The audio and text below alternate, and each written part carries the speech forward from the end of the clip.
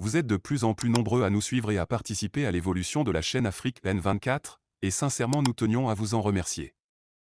Nous lisons tous vos commentaires qui enrichissent le débat et vraiment nous vous demandons de nous soutenir, en aimant les vidéos pour une large diffusion, et pour continuer à avoir une ligne éditoriale indépendante, et vous proposer de nouvelles émissions toujours de plus en plus enrichissantes. Ne restons pas passifs, soyons actifs. Merci et à bientôt. L'UFC divisé plus que jamais. Faut-il craindre le pire? Sena Ali Puy et Elliot Oin à couteau tiré. Une lettre signée par le président de l'Union des Forces du Changement, UFC, Dr Gilles-Christ Olympio, a été adressée le 16 mai au ministre de l'Administration territoriale, de la décentralisation et du développement des territoires, annonçant que le congrès du parti aura lieu le 20 mai 2023. Cependant, une forte tension entoure cet événement. Les membres du bureau politique de l'UFC ne parviennent toujours pas à se mettre d'accord sur la date et le format proposé. Selon un autre communiqué daté du 17 mai 2023, publié en amont du congrès, diverses réunions ont été organisées à différents niveaux sous l'initiative du président national du parti, Dr Gilles-Christ Olympio. Ces réunions ont abouti à la création d'un comité préparatoire composé de 6 membres, 3 par groupe, dirigés respectivement par Maître Mao Jean-Claude, conseiller spécial du président national, et M. Oin Elliott, deuxième vice-président. Des échanges officiels ont eu lieu entre les deux groupes afin d'harmoniser les textes et les documents qui serviront de base de discussion pour le congrès, ainsi que pour obtenir l'accord consensuel du président national sur ces documents et sur la date retenue. Un congrès s'organiserait ce 20 mai 2023 sans que la majorité des membres élus du bureau directeur et la majorité des bureaux fédéraux de l'UFC qui, normalement seraient les délégués au congrès, aient été informés. Ces derniers rejettent ce fait et demandent que les 6 membres du comité préparatoire se revoient pour convenir ensemble de la date de la tenue du congrès, indique le communiqué signé de plusieurs membres influents de l'UFC dont Sena Ali Puy, député et président du groupe parlementaire UFC, Edwards Mansan, secrétaire général par intérim de l'UFC. La note souligne qu'il s'agit d'un congrès, conformément aux nouvelles dispositions de la charte des partis politiques, et non d'une assemblée générale. Elle précise également que la tenue d'un tel congrès dans ces conditions contraindrait les membres du bureau directeur à saisir les autorités administratives, voire judiciaires. Selon les informations disponibles, la majorité des membres du bureau directeur aurait opté pour un congrès unitaire qui se tiendrait les 27 et 28 mai 2023. Cela suscite des inquiétudes parmi de nombreux militants et membres de ce parti. Si le congrès du 20 mai 2023, appelé par Dr Gilles-Christ Olympio, devait avoir lieu, dans quel climat les travaux se dérouleraient-ils? Le camp opposé à cette formule acceptera-t-il de se soumettre aux décisions résultant de cette réunion? Dans une adresse vidéo hier soir depuis l'Afrique du Sud où il se trouve en mission, Sena Ali Puy lance un appel pressant aux militants de l'UFC. Bonjour, ici Sena Ali Puy, député de la circonscription Ogo-Aniel, conseiller spécial du président national de l'UFC. Ce message est destiné à toutes les militantes et à tous les militants de l'UFC, parti de la Blodée. Chères militantes, chers militants, recevez mes salutations fraternelles depuis Johannesburg en Afrique du Sud où je me trouve en mission. Comme vous, j'ai appris depuis quelques jours que notre parti tiendrait son congrès ce 20 mai 2023. Je tiens à vous rassurer qu'une fois de plus et une fois de trop, il s'agit d'une véritable fraude. La réalité est que le président national, à la suite de la visite du bureau directeur élu, en l'absence de M. Elliot Oin qui était convoqué et qui a défié le président ne se pointant pas le jour et à l'heure convenue pour des prétextes farfelus et a été reçu ultérieurement, il a été convenu qu'un comité de 4 personnes travaillerait sur l'organisation du congrès, chapeauté d'un côté par M. Jean-Claude Mao et par M. Ohi de l'autre. Nous n'avons même pas encore fini ou tenu une véritable réunion où tous les membres de ce comité sont en place, puisque bien entendu je suis en déplacement, qu'on nous apprend qu'un congrès est organisé.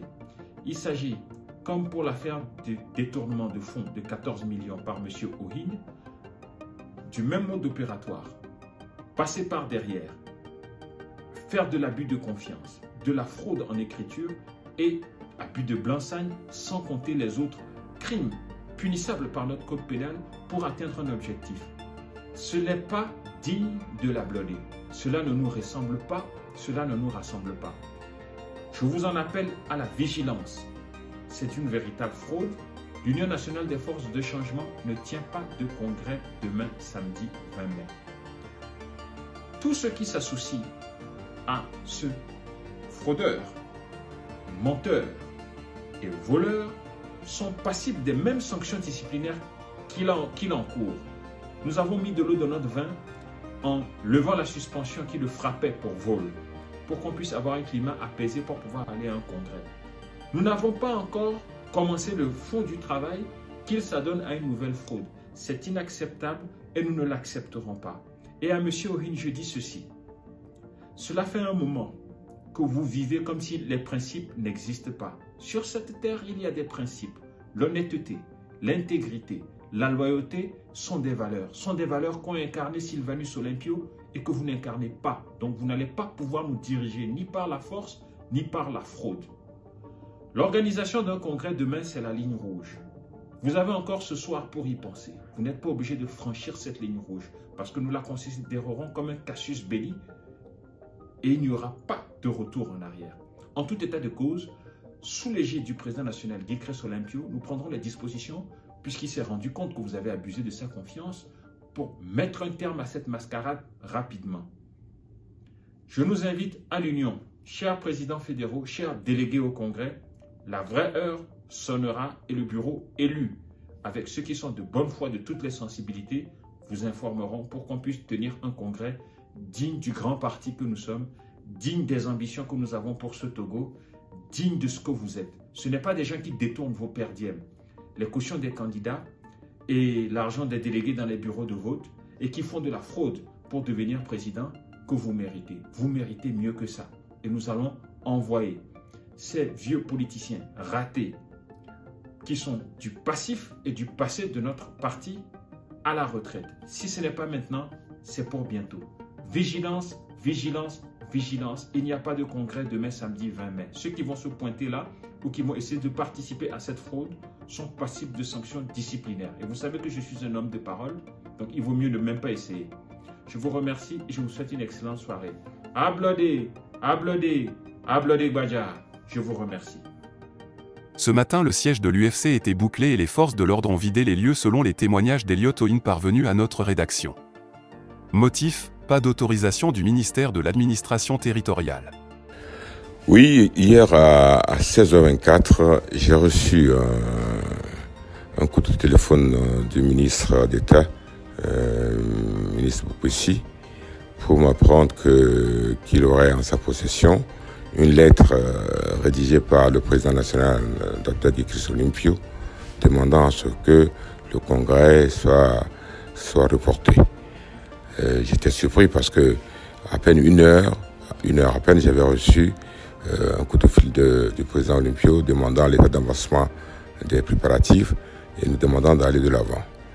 Donc j'ai essayé de le faire comprendre et sur ça, la communication s'est interrompue et je me suis dit, nous sommes allés là-bas nous sommes un certain nombre de personnes, avec le secrétaire général, moi-même et d'autres personnes.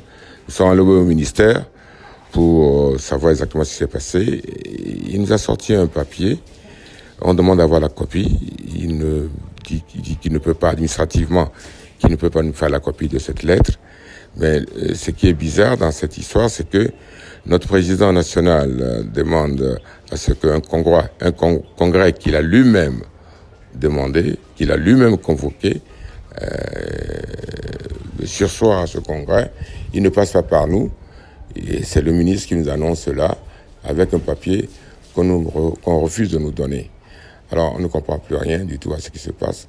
Ce qui fait que les gens se sont déplacés, les gens sont là. On ne sait pas exactement ce qui se passe. Et ce matin, on annonce justement qu'il y a pas un cordon, mais je sais pas, on m'a dit qu'il y a des policiers qui sont là pour demander à ce que les gens n'ont pas accès au siège de l'UFC. Voilà où nous en sommes en ce moment. Le président Olympio, qui nous rejoint, a dit et a répété à plusieurs personnes, à moi-même, qu'il n'a jamais signé un papier de ce genre-là. Voilà la situation dans laquelle nous sommes en ce moment. Donc voilà, merci beaucoup. Faut-il craindre le pire?